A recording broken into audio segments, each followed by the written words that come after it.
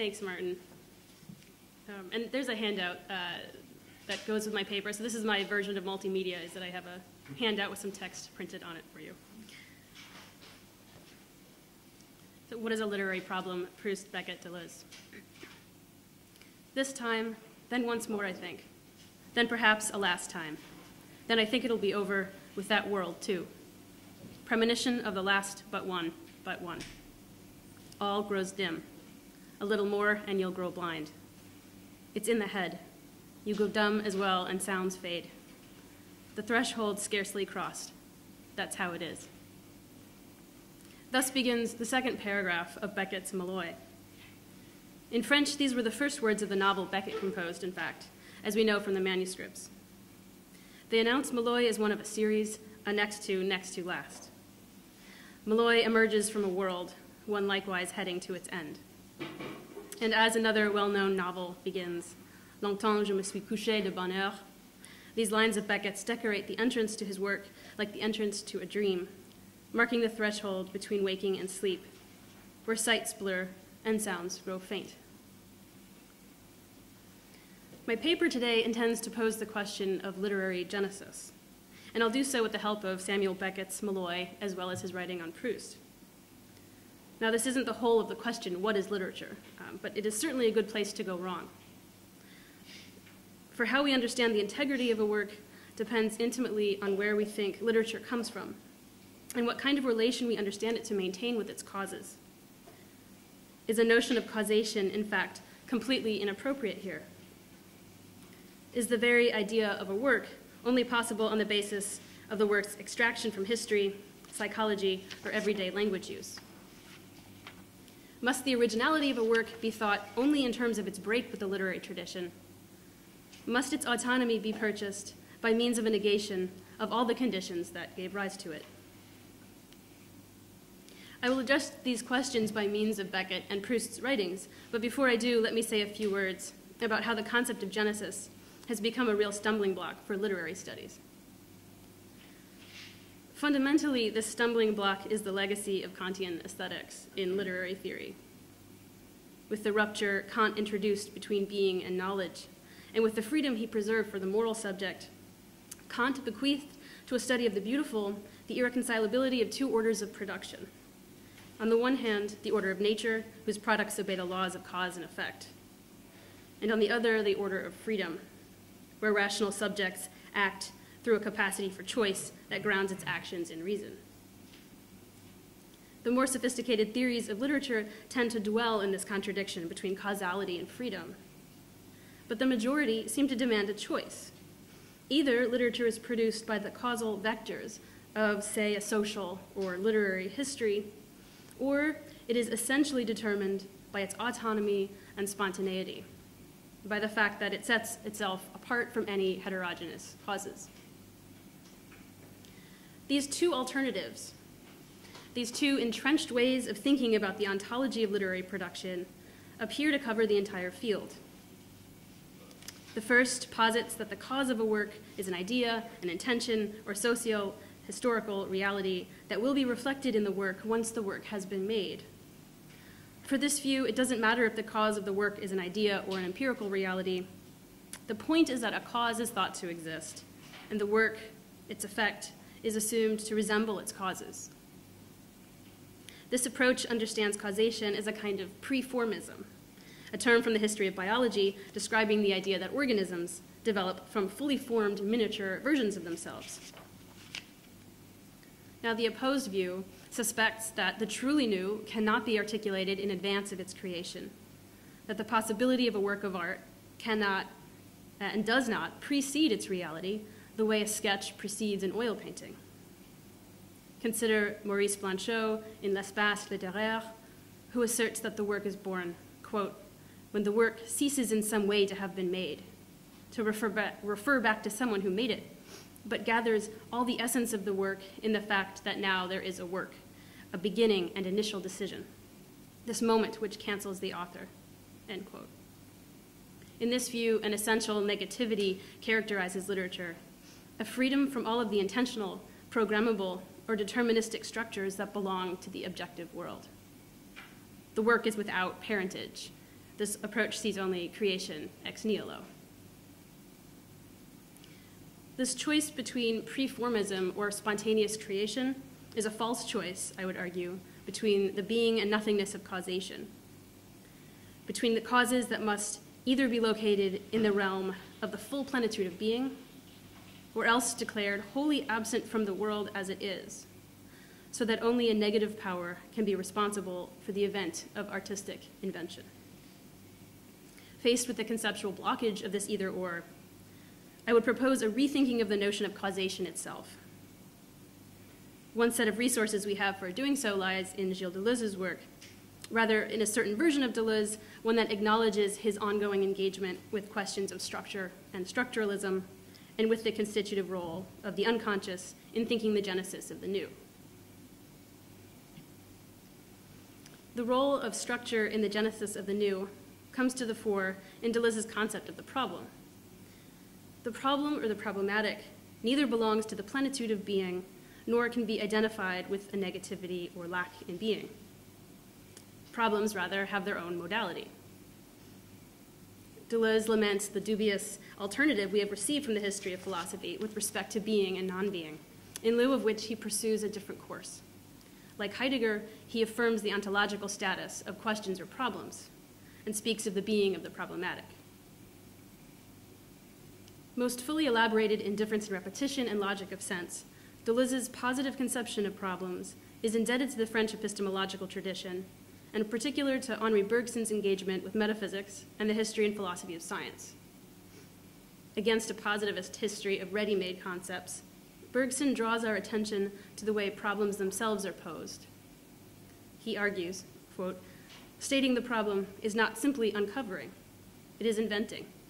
The effort of invention consists most often in raising the problem, in creating the terms in which it will be stated.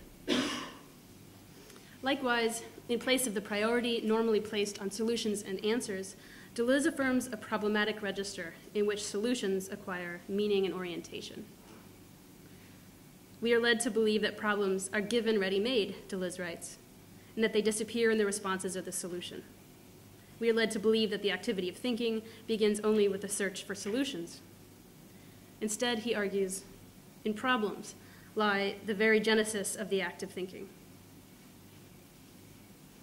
As problems are constituted within existing symbolic fields, they determine their solutions in which they are not annulled, but rather preserved. Quote, a problem does not exist apart from its solutions. Far from disappearing in this overlay, however, it insists and persists in these solutions. Instead of indicating a subjective or negative moment in knowledge, in short, a problem is fully objective and fully positive. It has the reality of a structure, an ideational objectivity or a structure constitutive of sense, Deleuze writes. Problems possess the same reality as linguistic or social structures, which inhere in their manifestations, but are not exhausted by those manifestations. We might recall Claude Lévi-Strauss's argument that cultural myths arise in response to the structural problems of a people. Deleuze takes this a step further by arguing that all structures are inherently problematic, a complex of differential relations between multiple heterogeneous orders. Structures are saturated with relations that can't be lived or lived all at once. They cannot be formed into unitary works or self-identical concepts. It is the heterogeny of a structure with respect to itself, its supersaturation of meaning, we might say, that makes it a problem, that gives it the sense of an imperative or a task, and imbues it with a dynamism that it transmits to its solution. This notion of problems is vital to a theory of literature because it addresses the central paradox which has had literature, and indeed all art, in its grips since the birth of Kantian aesthetics. This is the paradox of the new. How is it that new works or new forms arise within a causal history and at the same time affect a rupture with that history? Drawing on Deleuze's work for a literary theoretical argument, then, I would propose the idea that literary works arise in response to problems. These problems persist and remain embedded in the works which express them. A literary problem is as unique as the work of art it conditions, yet of greater complexity than the work itself. It is real without being independent from the work, which emerges as its solution. The problem is a heterogeneous complex of genetic poetic elements that inheres in the work and depends on the work for its determination. Indeterminate in itself, certain elements of the problem are selected, extended, and repeated in the work that serves as its response. The work constructs its problematic ground at the same time as it offers itself as a solution. In both of the positions that I outlined earlier, in the approach to literary creation as a kind of preformism on the one hand, and as a creation ex nihilo on the other, in both of these positions, a question of repetition is at stake.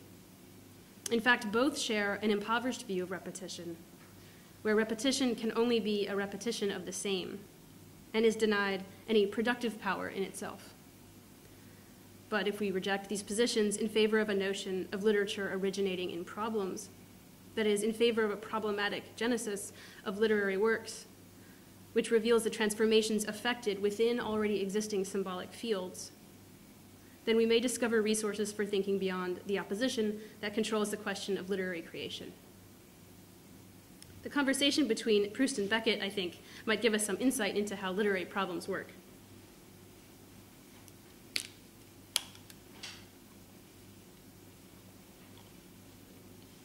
In a 1934 review essay called Proust in Pieces, Beckett describes the project of a Professor Albert Feuerat at Yale, who attempted to reconstruct the so-called original version of La Recherche du Temps Perdu through a stylistic analysis. From the 16 volumes eventually published by the NRF, Feuerat extracted the unified core of an aesthetically coherent 3-volume work that would have corresponded to Proust's original intentions had they remained unperturbed.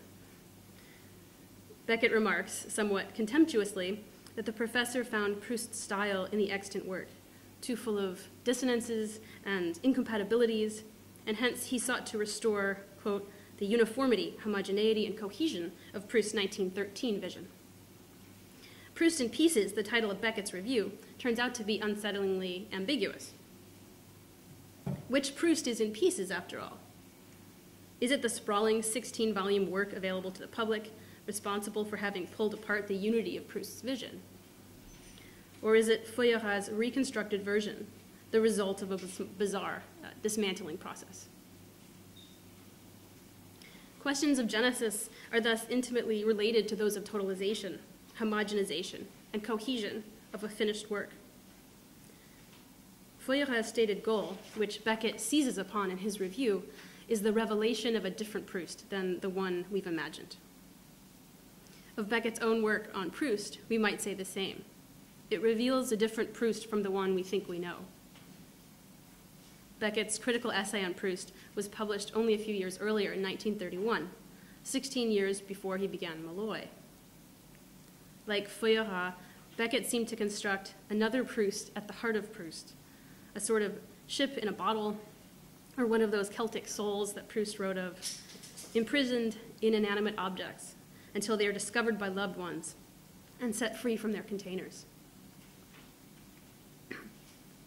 Critical of Feuerat's project, Beckett nevertheless has his own way of pulling Proust to pieces and compressing the remaining parts, taking only what he needs, so that when he recalls Proust later in his fiction, he will remember what he has first dismembered and then constructed again in the shape of a problem that spoke only to him. The dour epigraph of Beckett's book on Proust declares, "The world is mud." References to Greek mythology, to the earth over a mine shaft, to the, quote, double-headed monsters of damnation and salvation, to disfigured creatures, victims, and prisoners, suggests that we would plunge into a study of Dante's Inferno, not à la recherche du temps perdu. Beckett continues. Proust's narrator practices a necromancy. His personality is subject to a perpetual exfoliation. Memory and habit are attributes of the time cancer, and habit in particular, Beckett remarks, is the ballast that chains the dog to his vomit. Faculties atrophy. Joy and sorrow grow in the body like mutant fetuses, and the recurrence of involuntary memory Beckett declares, is a neuralgia rather than a theme. Yet on the far side of Beckett's Spartan and macabre prose, and in spite of his predilection for medical metaphors, we can recognize Proust's concerns and something of his language too. For there are prisoners in Proust, right, Albertine, just as surely as there are victims of sadism or masochism, Vinteuil, Charlus. There are attacks of neuralgia. Beckett actually draws this term from Proust's description of the Vinteuil septet, which in La Prisonnière witnesses the unnerving return of the little phrase from the sonata. There are treatises on the deadening effect of habit.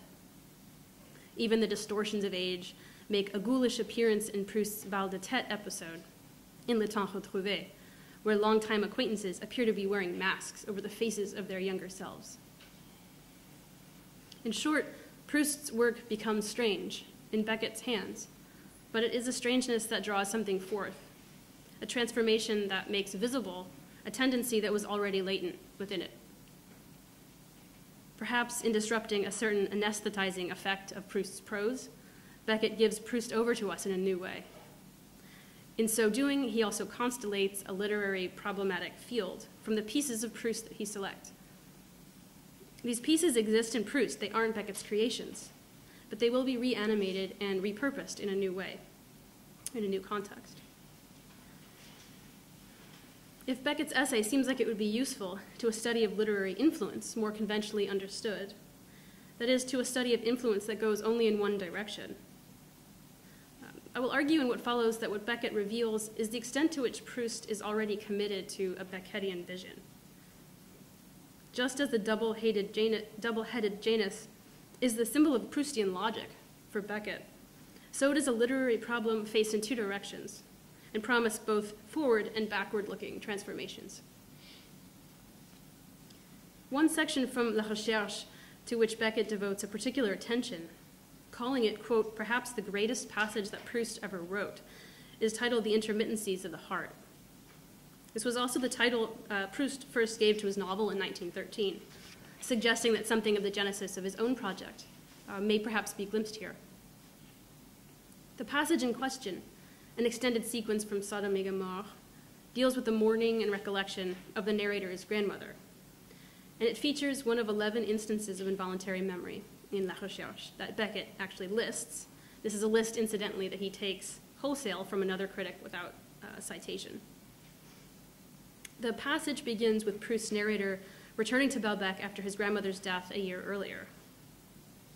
Alone in the same room he occupied on his first visit, he bends over to undo his boots, when the sensation of his grandmother bending over him to help him suddenly disrupts his entire being. Her face appears not as he consciously recalled it in the intervening year, but as it really was, quote, my real grandmother, of whom, for the first time since the afternoon of her stroke in the Champs-Élysées, I now recaptured the living reality in a complete and involuntary recollection. Yet with the return of his real grandmother, whom he discovers as if in a mirror, and with the renewal of the wild desire to fling himself into her arms, comes the narrator's certain awareness that she is gone. Or as Beckett puts it, quote, for the first time since her death, he knows that she is dead. He knows who is dead. The simultaneous experience of her presence and absence leads the narrator to imagine that time itself runs in a series of parallel lines, so that his grandmother's presence continues on one track and her absence on the other. To this metaphysical reality corresponds a morbid psychological state, which he terms the intermittencies of the heart. An exploration of mourning, this episode is also a drama of recognition, estrangement, and preservation in a virtual state. The play of preservation and estrangement continues when the narrator's mother arrives in Balbec. Not only does the narrator recognize his mother's grief, as if for the first time, but he sees that she has, in fact, been changed into his grandmother. This is the first long passage on your handout. As soon as I saw her enter in her crepe overcoat, I realized that it was no longer my mother I had before my eyes, but my grandmother. As in royal and ducal families, on the death of the head of the house, his son takes his title, and from being Duc d'Orléans, Prince de Tarente, or Prince de l'Homme, becomes King of France, Duc de la Trémoille, Duc de Guermantes. So, by an accession of a different order and a more profound origin, the dead annex the living, who become their replicas and successors, the continuators of their interrupted life. Perhaps the great sorrow that, in a daughter such as Mama, follows the death of her mother, simply breaks the chrysalis a little sooner, hastens the metamorphosis and the appearance of a being whom we carry within us, and who, but for the crisis which annihilates time and space, would have emerged more gradually. Perhaps in our regret for her who is no more, there is a sort of autosuggestion which ends by bringing out in our features resemblances which potentially we already bore. Now here is Beckett's commentary on the passage. Characteristically, he mixes paraphrase with free indirect translation, citing nothing. There's not even quotation marks. The dead annex the quick as surely as the kingdom of France annexes the Duchy of Orleans. His mother has become his grandmother, whether through the suggestion of regret or an idolatrous cult of the dead, or the disintegrating effect of loss that breaks the chrysalis and hastens the metamorphosis of an atavistic embryon, whose maturation is slow and imperceptible without the stimulus of grief. So he has to keep the chrysalis and the embryon. We can witness the repetition, selection, and condensation at work in Beckett's piece, transforming Proust's prose into Beckett's own, the hastened metamorphosis of another sort of atavistic embryon, in this case, that set of shared images and concerns between the two authors, unspoken, undeveloped, still in a sort of larval state. Surprisingly, Beckett leaves out the most memorable part of this passage, an extended dream sequence. Following a passage he translates directly and actually does surround with quotation marks, Beckett concludes by stating that the narrator's memory of his grandmother fades away. Yet Proust's narrative does not even pause for a paragraph break, but it winds its way into an oniric underworld where death is explored as part of an ongoing relationship. The narrator falls asleep. Orpheus-like, he must cross Lethe in search of his Eurydice grandmother.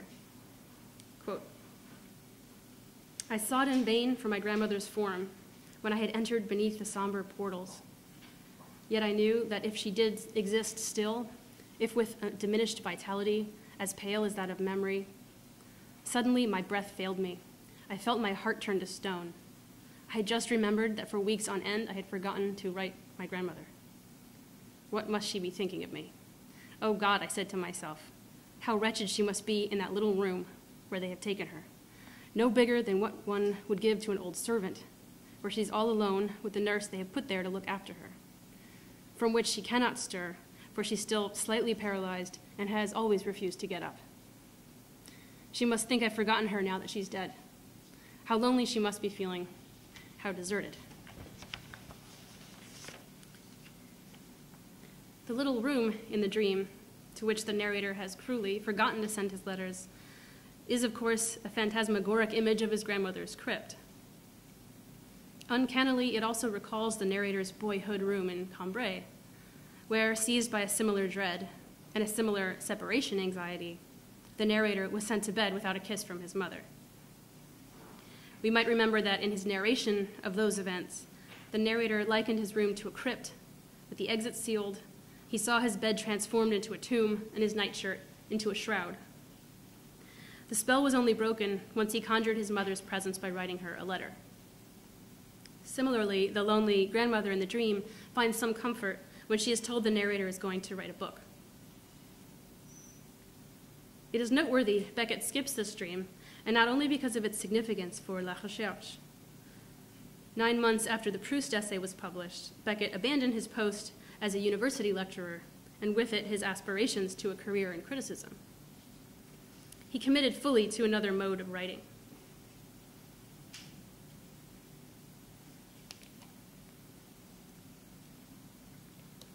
Beckett's novel Malloy begins, quote, I am in my mother's room. It's I who live there now. Is Malloy in Hades? Is he in a dream? The truth is, I don't know much. For example, my mother's death. Was she already dead when I came? Or did she die only later? I mean enough to bury. I don't know. Perhaps they haven't buried her yet. In any case, I have her room. I sleep in her bed. I piss and shit in her pot. I have taken her place. Like Proust's bedroom in Cambrai, Malloy's mother's room is also a scene of writing, writing which summons another to the room. Quote, "There's this man who comes every week," Malloy claims. "He gives me money and takes away the pages. So many pages, so much money." In Proust's novel, the narrator communicates with his grandmother while she is still alive by rapping on the partition between their rooms. In Malloy, a different messaging system is used. Quote, "I got into communication with her by knocking on her skull," Malloy explains. 1 knock meant yes, 2, no, 3, I don't know. Has Beckett transformed Proust's partition into bone? It's probable, as no less than 3 moments in Beckett's trilogy liken the panels of a room to the inner walls of a skull. Finally, because he is oozing waste products, Malloy suggests, "Uremia will never be the death of me." Is it coincidental that Proust's own grandmother, as well as his mother, actually died from uremia? Or that Beckett composed these lines of Malloy in his own mother's room in Fox Rock, where she lay dying? In the end, all these little rooms, sealed off from one another except for the pages of writing that enter and exit, are like the 2 ways Proust describes in Cambrai, the Méséglise way and the Guermantes way. Unaware of each other's existence and divorced absolutely as if sealed in airtight compartments, the 2 ways, nevertheless, through the warp and weft of Proust's narrative, find many ways to communicate. So do Proust and Beckett's texts. Is this communication only an example of literary illusion? The difficulty with this notion is that it prescribes a unidirectional model of causation or influence that rests on an impoverished repetition, a repetition of the same, where what repeats can only be a lesser version or a degraded copy of the original. There is no way to account for the shared logic in which both texts participate and which transforms even the one that is chronologically prior. More productive, then, is to read the 2 texts, Malloy and À la recherche du temps perdu, as constructing and drawing on a common problematic field, what Deleuze also terms a complex theme, a multiplicity of ideas, questions, or fragmentary images, a whole problematic complex in relation to which both works, distinct as they are, serve as elements of response and cases of solution. The problem is not the work, but what resonates in the work with the force of an imperative. Beckett's essay on Proust affords us a glimpse into the formation of this problem, but it is not itself reducible to it. Rather, the problem or problematic field is a virtual work, a third term that arises between the texts out of the labor of Beckett's reading, and to which Proust submits willingly. Proust submits to such a degree, in fact, that we can say that Proust is also quite an astute reader of Beckett. The virtue of this argument is that it insists on the reality of the problem as a genetic element.